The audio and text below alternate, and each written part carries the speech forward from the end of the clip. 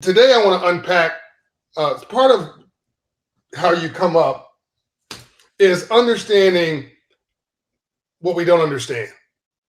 It's what you don't know that you don't know that's killing you, but you think you know. In other words, somebody told you a fib, or they miseducated you, or worse, we assumed and presumed.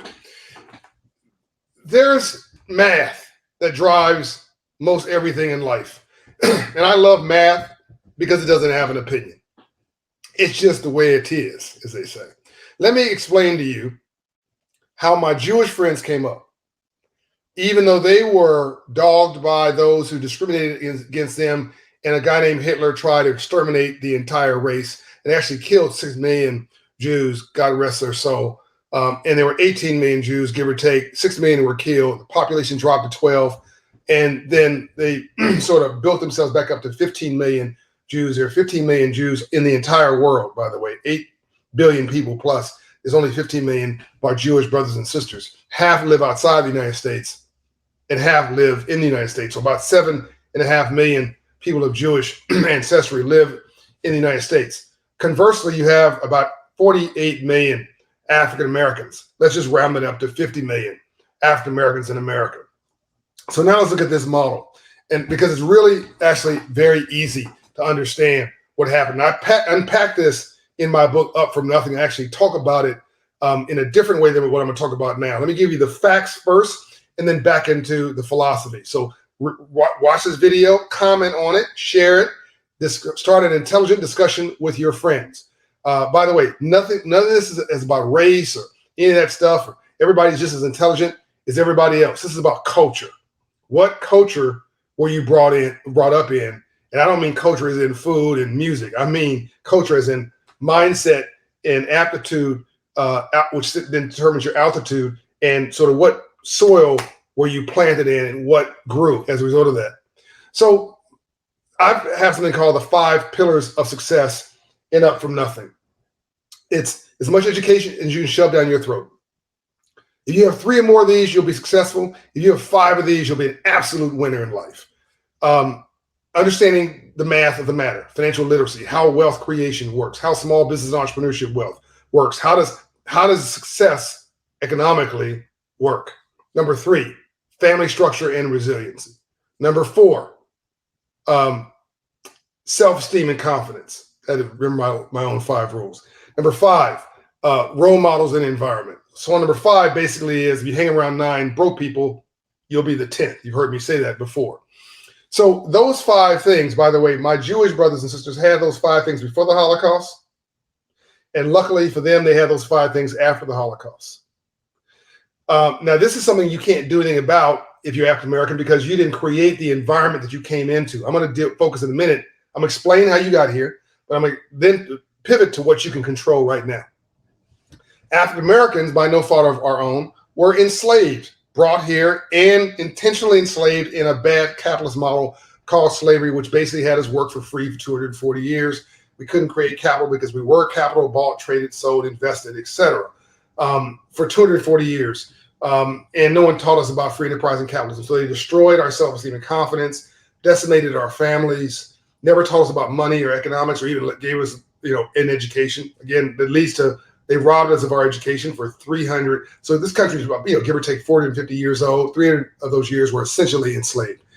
The role models and environment as a result of that were limited. Now, I'm about to pivot. By the way, how you come up then determines the other numerical item I cover in Up From Nothing, which are the 3 mindsets: the surviving mindset, the thriving mindset, and the winning mindset. The winning mindset, winners are builders. Right? A winner thought they were a winner before they won anything. If you have those 5 things I just mentioned, it will pivot or naturally give you the roots of that winning mindset approach to life. I tell the story of Mike Maples in this book. Watch that story right at the beginning of the book. Read that story. It's everything about how his parents raised him. Think about how that's different from almost every other household in America and how they were raised. Thriving mindset is essentially the American middle class. The thriving mindset is what happens to you when you've been preyed upon. And now you're an expert at what you're against, not what you're for. Now, and you're probably depressed. So what choices were made by African Americans? Well, because we had a limited view of success in this world, we saw folks using our natural talents. Those who could sing and dance. Well, you couldn't rob us of that. You couldn't diminish that. There were no games in that. People either loved it or they didn't, right?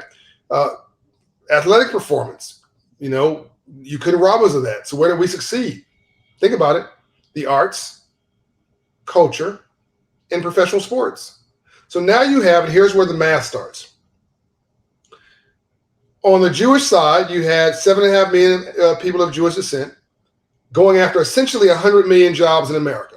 The professions, law, healthcare, finance, as we know that, real estate. The biggest, big lawyers, doctors, accountants, business managers, all of these broad engineers, these broad cross-section of the professions. You had 7.5 million Jews going after a target of 100 million jobs.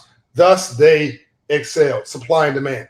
Here you have 48, call it 50 million African Americans, listen now, going after what probably is annually no more than 25,000 good jobs. Think about this. There's only 450 players in professional basketball. Football's not much better. Rap, not much better. Entertainment in front of the camera, not much better. Maybe if you add behind the camera, you add another 20, 30, 40,000 jobs. But we're talking about a few thousand jobs or a few tens of thousands of jobs.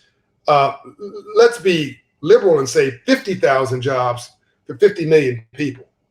Whereas my Jewish friends were 7.5 million people going after 100 million jobs.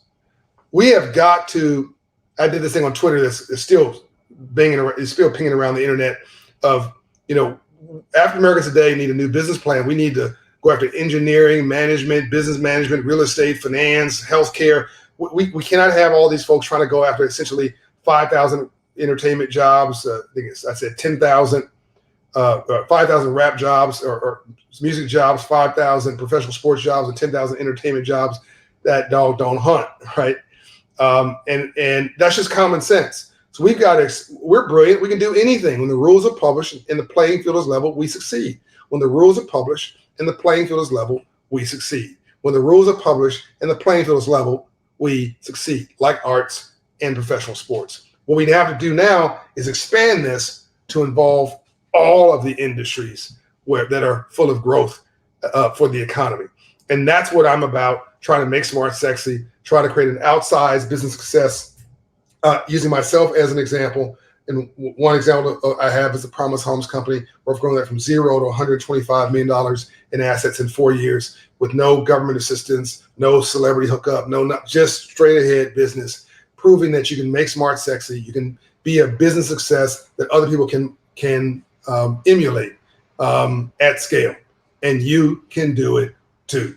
Go to Operation Hope, get a financial plan, get an economic plan, get a business plan for your life. Go to see one of my Hope Inside coaches and counselors, trying to sign up to the 1 Million Black Business Initiative, hope1mbb.org, to create a new wealth creation tool for yourself. Go to our Hope 700 Credit Score Index, our Hope Financial Wellness Index, I think it's called it, and look up your zip code in your area and find out what the credit score is in your neighborhood, because you are who you hang around. Love and light.